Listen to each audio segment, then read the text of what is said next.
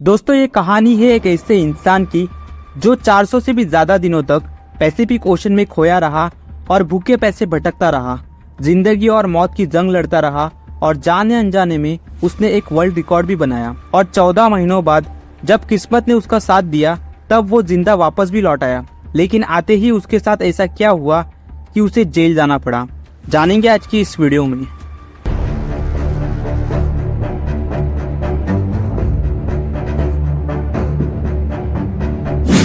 दुनिया में टोटल 5 महासागर है और ये पूरे अर्थ सरफेस के 70% हिस्से को कवर करते हैं, जिसमें से पैसिफिक ओशन सबसे बड़ा महासागर है। पैसिफिक ओशन कितना बड़ा है इसका अंदाजा इसी बात से लगाया जा सकता है कि जमीन का कुछ हिस्सा जो 165 मिलियन स्क्वायर किलोमीटर बनता है, यह अकेला समंदर 145 मिलियन स्क्वायर किलोमीटर को खुद में समा सकता है। यानी पैसिफिक ओशन पृथ्वी के 1/3 हिस्से पर फैला हुआ है। इतना ही नहीं बल्कि मैरियाना ट्रेंच, जिसे अर्थ का सबसे डीप हिस्सा माना जाता है, वो भी इसी पैसिफिक ओशन में मौजूद है। इस ओशन में कुछ आइलैंड्स है जो कि बहुत ही छोटे हैं और कुछ तो ऐसे भी आइलैंड्स है जिन पर आज तक किसी इंसान ने कदम नहीं रखा। अब अगर गलती से भी कोई इंसान पैसिफिक ओशन में खो जाए तो उसे ढूंढना तकरीबन इम्पॉसिबल है। लेकिन पैसिफिक ओशन में 14 महीनों तक जिंदा रहने वाले इंसान का नाम है जॉस सल्वाडोर अल्वारेंगा। इसके पास एक छोटी सी 7 फुट की बोट थी जिस पर सीधा लेटा भी नहीं जा सकता था और इस बंदे ने 1 साल से भी ज्यादा का वक्त इस पर गुजारा और समंदर के बेरहमी का मुकाबला भी किया, वर्ल्ड रिकॉर्ड भी बनाया जिसे आज तक कोई तोड़ नहीं पाया और जिसे शायद कोई चाहकर भी नहीं तोड़ना चाहेगा। जॉस सिर्फ अपनी किस्मत से मजबूर था कि वो इस बदतर मुश्किल में फंस गया। ये बात है 17 नवंबर 2012 की, जब मैक्सिको के एक छोटे से गांव कोस्टा अजुल में रह रहा 36 साल का एक एक्सपीरियंस फिशरमैन जॉस सल्वाडोर अल्वारेंगा अपने एक साथी एजुकियल कार्डोबा के साथ अपनी छोटी सी 7 फुट की बोट पर सवार होकर फिशिंग करने निकलते हैं। इस बोट पर ज्यादा दूर जाकर फिशिंग नहीं कर सकते थे क्योंकि बोट बहुत ही छोटी थी।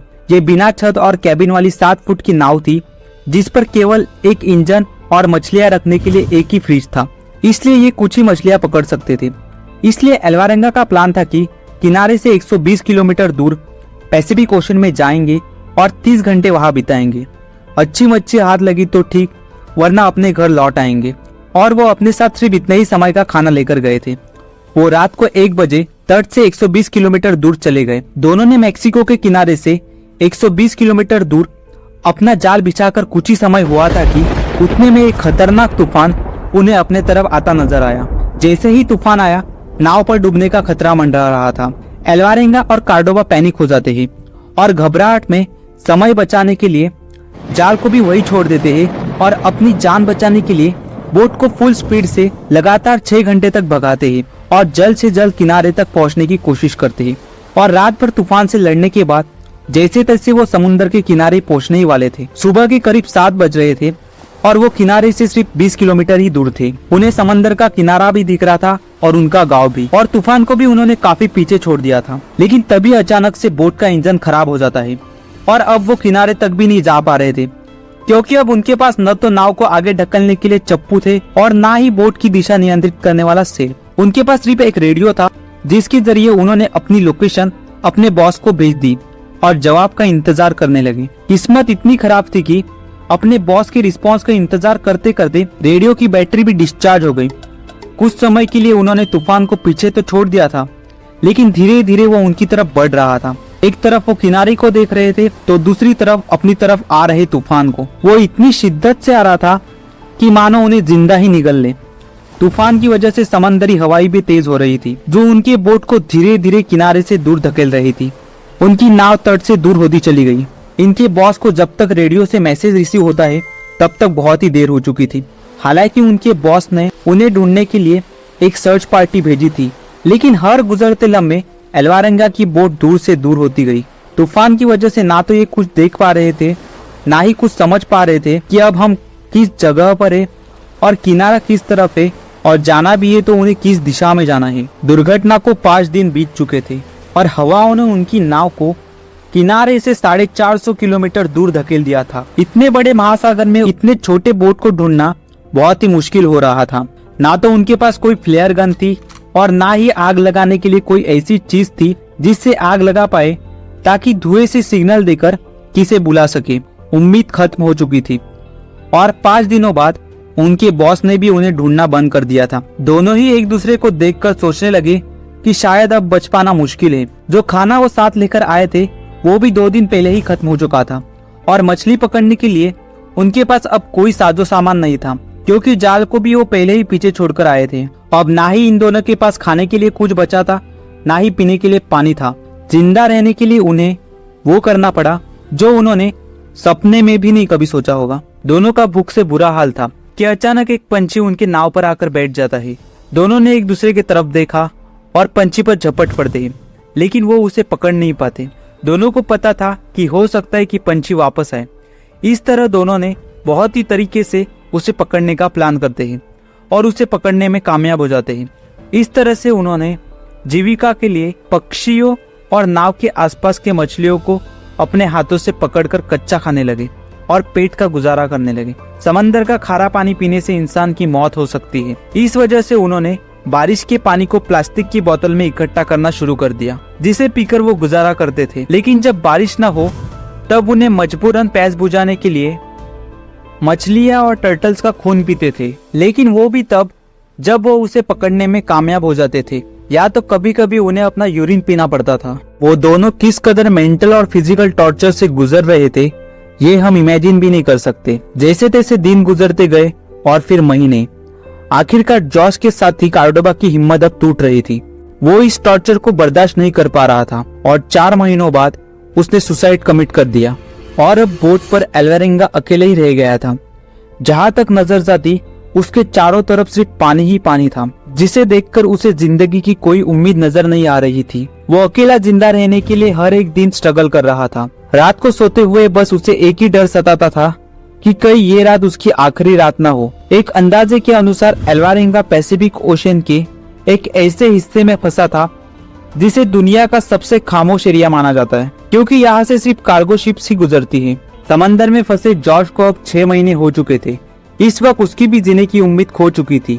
तभी एक दिन एल्वारेंगा को दूर समंदर में एक कार्गो शिप नजर आती है। पिछले 6 महीनों में पहली बार उसे शिप नजर आई थी।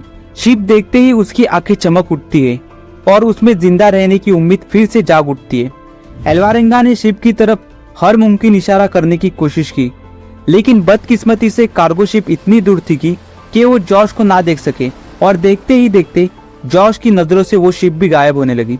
वो ये सोचने लगा कि मेरी किस्मत में मौत ही लिखी है। कल्पना कीजिए कि आप 6 महीनों तक विशालकाय समंदर के बीचों बीच फंसे हो और दूर दूर तक कोई इंसान भी नहीं नजर आ रहा है। ऐसे में अचानक से एक दिन आपको कोई दिखे, लेकिन वो आपको ना देख सके और आगे निकल जाए तो आपको कैसा लगेगा। देखते ही देखते 11 महीनों बाद उसकी छोटी सी बोट बहकर उसे समंदर के पार लगभग 8000 किलोमीटर दूर तक ले गई थी। उसके कपड़े भी फट चुके थे और धूप से बचने के लिए उसके पास सिर्फ एक अंडरवेस्ट ही बचा था। आखिरकार वो पल आ ही गया जब किस्मत जॉश एल्वारेंगा पर मेहरबान हुई।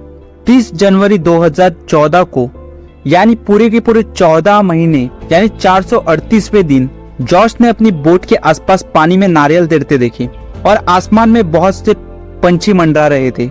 ये नजारा उसे जमीन की निकटता के संकेत दे रहे थे। उसे समझ आता है कि जरूर आसपास कोई आइलैंड मौजूद है और कुछ देर बाद उसकी ये बात सच होती है। दूर से उसे एक आइलैंड नजर आता है, लेकिन उसे डर था कि कहीं ये आइलैंड भी उससे मिस ना हो जाए। इसलिए जैसे ही बोट आइलैंड के थोड़े से करीब आती है, वो पानी में कूद गया और लहरों के बहाव से तैरता हुआ उस आइलैंड तक पहुंच गया और रेंगते रेंगते रेत की तरफ आया और लेट गया।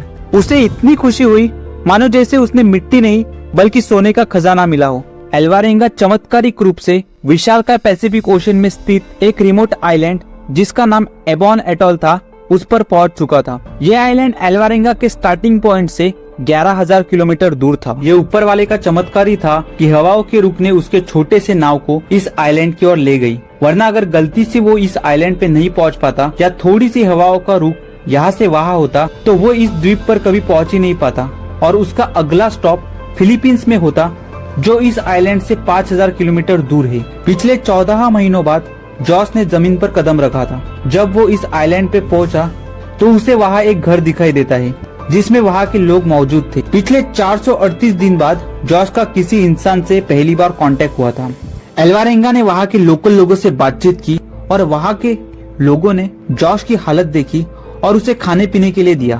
और वहाँ के लोकल लोग पुलिस को इन्फॉर्म करते हैं। पुलिस जॉश को लेकर जाती है और पूछताछ करती है। जॉश अपने साथ हुए हादसे को पुलिस को बताता है। जब जॉश उन्हें अपनी सर्वाइवल स्टोरी सुनाता है तब पुलिस वाले को यकीन ही नहीं होता कि आखिर कैसे कोई इंसान 438 दिनों तक एक छोटी सी बोट पर विशालकाय समंदर में बिना खाने पीने के जिंदा रह सकता है। अपनी बातों को यकीन दिलाने के लिए जॉश अपने बॉस को कॉल करता है, जिसके बाद उसका बॉस पुलिस वाले को ये बात कंफर्म करता है कि जॉश उसके लिए काम करता था और 1 साल पहले वो और उसका साथी समंदर में खो गए थे। उसके बाद उसकी मेडिकल टेस्ट की जाती है और अल्वारेंगा को ठीक ठाक होते ही उसे वापस उसके देश मेक्सिको भेज दिया गया। जब वो वापस अपने घर पहुंचा तो सबको बहुत बड़ा झटका लगा, क्योंकि उसके घर वाले मान चुके थे कि अल्वारेंगा अब इस दुनिया में नहीं रहा होगा। पर उसे जिंदा देखकर सब चौंक गए। उसकी माँ और बेटी खुशी से रोने लगे और आसपास के लोग उसकी कहानी सुनने के लिए आने लगे। लेकिन अल्वारेंगा की मुश्किलें अभी खत्म नहीं हुई थी, क्योंकि उसके सुसाइड करने वाले साथी एजिक्यूएल कार्डोबा के परिवार ने अल्वारेंगा पर केस कर दी। उन्होंने जॉश पर आरोप लगाया कि अल्वारेंगा ने अपनी जान बचाने के लिए कार्डोबा की हत्या की और नरभक्षण का सहारा लिया। कई दिनों के कानूनी कार्रवाई के बाद जॉश अल्वारेंगा को निर्दोष मानकर छोड़ दिया जाता है। उसके बाद जॉश सैल्वाडोर अल्वारेंगा ने उसके 14 महीने के एक्सपीरियंस के बारे में एक बुक लिखी 438 डेज और उसे पब्लिक किया, जिसमें अल्वारेंगा ने अपनी पूरी कहानी लिखी।